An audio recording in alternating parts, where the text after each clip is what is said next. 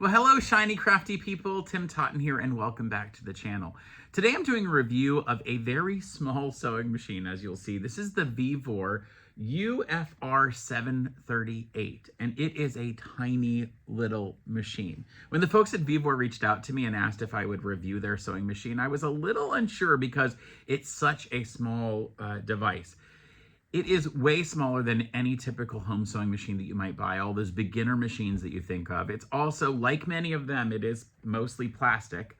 And it's so small that I wasn't sure it would have any of the power that you would need. Now, if you want to see my sort of tick off all of the attributes of what I thought were good and a numbered type of review, go to the last minute of this video. Otherwise, I want to walk you through what my reaction to the machine has been so far as I've tested it out for you. Now, this is different than an unboxing video. I've already made one of those, but it'll come out in a couple weeks on the channel. This is going to be a full review as I talk about who this would be useful for and how you might even use this even if you're already a regular sewer with a sewing machine. From the very first perspective, I look at it and I think, well, this is a good starter machine. And in fact, it really is surprisingly powerful for being a starter machine. Part of the reason I think of it as a starter machine is the size of it, but also, I mean, look at the little foot pedal. It's so tiny. And also, it's not overly complicated. There's not too much going on here, but all the basics of sewing are in this machine. So I want to walk you through sort of what my initial impressions were and why I think this machine might work out. It's got a good looking design. Like, it's obvious somebody really thought through what they were doing. So they have really good three colors, the sort of gray color, this orange and black, and they've used enough of that blocking to make it feel like someone designed it. You see the orange of obviously the label, but the important parts, the things that you would need while you're sewing to adjust, they are orange. It makes sense. There is a knob here that chooses the different stitch numbers. There's also a bottom here that chooses the different stitch letters, and I'll bring you in a minute and show you what that means. And on the right here, the wheel that you might need to spin to advance your needle up and down, that of course is bright orange, so it's easy to see. Now, of course, if you're new to this and you're looking for a new sewing machine, always turn toward you with that knob. That's a good thing to learn there. And it has this black table that's added to it.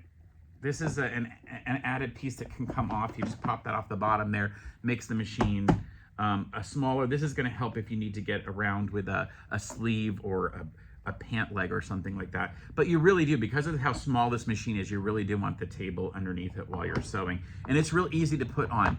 You'll see that there are these three parts there, and inside the table there are knobs that are going to go. So you just put it underneath and move it together. There you go. Going around the machine, there is the on-off switch. Well, this is interesting. There is a switch for the light to turn on and off. That orange button pushes the light on and off. And then this other switch is going to be for sewing, and it's weird. I want you to see this. I'm gonna put a piece of fabric underneath it because you would explore this and maybe see that. I'm gonna flip that switch one way, and it starts running the machine forward at two different speeds. So you kind of need to leave it in the middle so you can control it with the foot pedal. That's a little unusual, not a typical sewing machine thing. Now, the other parts would be on the back. Here's where the plugs are, and one is for the foot pedal, and the other is for the plug to go into the wall. All right, I'm gonna get you a little closer because I want you to see that these are the stitches that are available, and there are 1, 2, and 3 are all straight stitches. It's just the position of where the needle is. So as you move this knob, you get 1, 2, or 3 takes you in different positions. 4 is a blind hem stitch, and we're actually going to use that, and I'll show you what that looks like, what I did with that. The others, 5 and 6, I'm not quite familiar what I would use those for. They're like a weird, unusual overlock kind of thing. I would never use those. 7, 8, and 9 are all zigzag stitches, and what they've done is they've separated out the width of them. So 7 is quite thin, 8 is a little wider, 9 is the widest it will go. It's not terribly wide, actually. So from a review perspective, it's not the widest zigzag stitch, but it still works out fine. And then 10, 11, 12 are, again, more stitches that I don't know that I would ever use, but they're decorative, they're interesting. The difference here is you choose the stitch number with that on the top. And then you choose how long you want the stitch to be by either A, B, or C here at the bottom. So if we're at A and we choose A for one of the zigzag, is actually quite a long stitch. It's gonna put quite a very few stitches per inch. B is a little bit more stitches per inch, and C is the most stitches per inch. We're gonna skip D for a moment because that's being used for something else.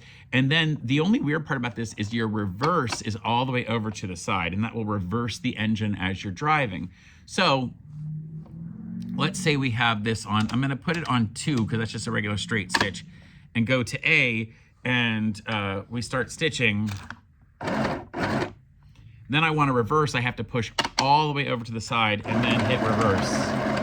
So it reverses. That's actually quite inconvenient because it doesn't easily move over, and then you have to remember which length you were on. Was I on length C or B? And to reverse. I use my reverse a lot while I'm sewing, and so that would be problematic for me. But for a simple first-time sewer, or somebody who's using this to just hem pants or make some pair of curtains for their house and not doing everyday sewing, this is actually going to work out perfectly fine. Now, all the other details are the same as a regular sewing machine. There is a tension here. They have the ability at the top to wind bobbins, of course. Interestingly here, they have a bobbin set from the factory. They did quality control and tested this before. So they have a bobbin in there, but you can put larger spools of thread, and this either goes down or can pop up to hold a bigger spool, and then this just holds it on to keep from popping off. So this is very much like standard, something you'd see on a typical sewing machine that you would buy, one of the standard $150, $200 home sewing machines. This one, of course, I will tell you from a price perspective, is a lot cheaper. I was really surprised to find out that this machine, I saw it listed at $75 here at the beginning of 2024. In fact, I think there's some ways that you can actually get it a little bit cheaper. In fact, if you use a code that I'll have in the description below, then I think you can actually save a little bit more money. So you should check that out in the description if you're interested in buying this machine. All right, I'm gonna show you a couple things that I did. I did some stitches, and this was a look of the zigzag stitch. I wanted to see what that zigzag would look like. And you'll see here that this is, at the top is the widest and shortest zigzag. So you're not going to use this to completely cover over something, but it will hold things. This is the longest and widest zigzag. And then I just kind of played with it, bringing it different sizes as we went below. The other thing I did is I wanted to test out that blind hem. So this is what a blind hem looks like. What I've done is I have folded the fabric in such a way that I could get the blind hem like you do in hemming pants. But what's important is from the other side, when you open it up, you can barely see those dots that come through from the blind hem. This is literally hemmed like you would hem a really nice pair of dress pants. Worked out really well. I was surprised. And let me walk you through a couple more things that come with this.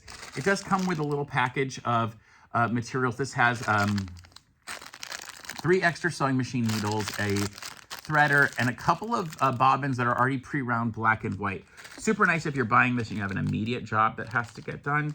It also comes with a button holder. This is like a foot that goes on the machine, and you can follow these instructions over here to show you how to put on to do a buttonhole to sew it.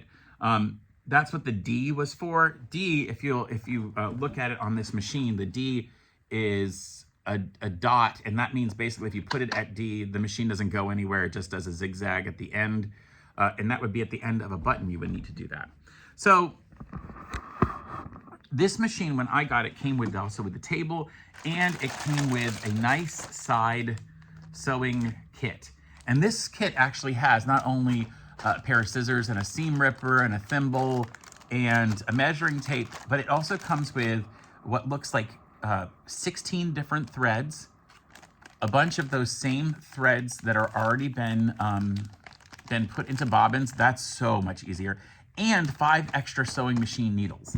The thing is, if you're buying this machine for yourself because you need a small home machine for little repair projects, or you're buying this machine for somebody maybe who lives in a dorm, or who lives in a small apartment, maybe they live in an RV and they don't need a full sewing machine because they don't do sewing all the time, but they have some projects and they want to save a little money by doing some sewing at home.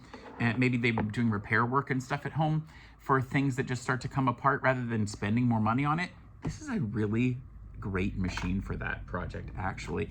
And having that kit with all the stuff in it already means they don't have to go out and find extra needles. They don't have to find bobbins. They don't have to find a pair of scissors. All of it's already in here in such a small size box that it all came in pretty impressive.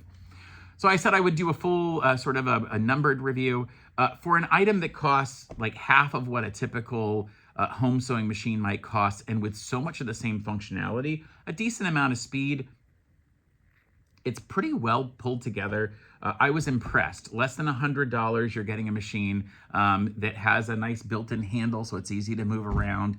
All of it goes in a very small form function. I would keep the box because I could just leave it in that. There's not a carrier for this otherwise. This is actually, for me, a pretty impressive buy for someone who needs that kind of a machine. Now, I will tell you, I have 6 sewing machines set up in my workshop right now, but because of the kind of sewing that we do, it's all straight line. Not a single one of them has a zigzag or a blind hem foot. So I actually have pants that I haven't hemmed yet because I haven't had a blind hem machine anywhere near me. So I'm actually using this to hem the pants from my suits that I bought last year that I still haven't worn the pants. I just can't wear other color pants with them. This is gonna totally do that for me. It's the VEVOR UFR 738. You can find links in the description below. There is a link that you can use to hopefully save a little money on it. And full disclosure, VEVOR did send me this for free without any restrictions of what kind of review that I could give it. So I was welcome to give it a bad review if that was the case. Surprisingly, I don't have to give it that. And I only say surprisingly because it's so tiny and plastic, and I thought, yeah, there's no way this is going to be a fully functioning machine. It really is. Also, if you do buy from them, I will get some benefit from that. It's a very small percentage, but I want to make sure I let you know that so that you understand that you, if you did happen to buy this for somebody or recommend it to them, you know, there is something that I will benefit from that as well. So final review. It is a fully functioning sewing machine. It does all the basics that you might need to do if you were somebody doing repairs at home or very small projects. I'd be surprised if you did a full quilt on this machine. I think it would be maybe a little out of the plan for that. And maybe you just want more of a machine that is really designed for that. But for the kind of stuff this is designed for, all day long, you're gonna repair anything that sort of rips or tears at your home very quickly. You're gonna be able to hem pants. You can make curtains for your house. You might make some gifts for people. I did test this through multiple layers of fabric, and it did go through 3 layers of denim. I was completely impressed. It's slower at that. You don't have a speed variability here the way you would on other machines. But wow, what an amazing small sewing machine for less than $100 to do home projects. I hope you enjoyed this review of the VEVOR UFR 738, and until next time, folks, stay crafty. Bye for now. All right, I gotta go hem those pants. Ooh, I'm gonna look so good.